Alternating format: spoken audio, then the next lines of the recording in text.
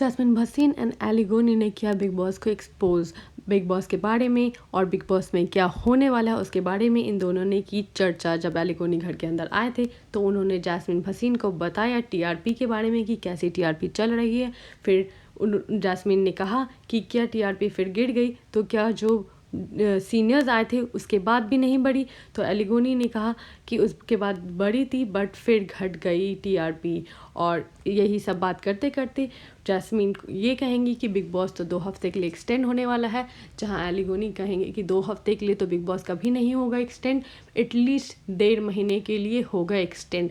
तो जैस्मिन कहेंगी नहीं, इतना तो नहीं होना चाहिए, क्योंकि बिग बॉस तो हमसे नहीं पूछेंगे इसके बारे में कि एक्सटेंड करे या ना करे, या आपको मतलब प्ले इतने टाइम के लिए करना है या नहीं।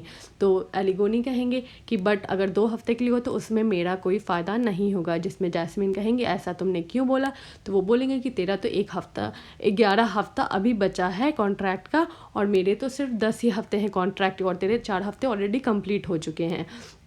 तो ये सब सुन के गाइज आपको क्या लगता है, ये क्या बिग बॉस स्क्रिप्टेड है या स्क्रिप्टेड नहीं है?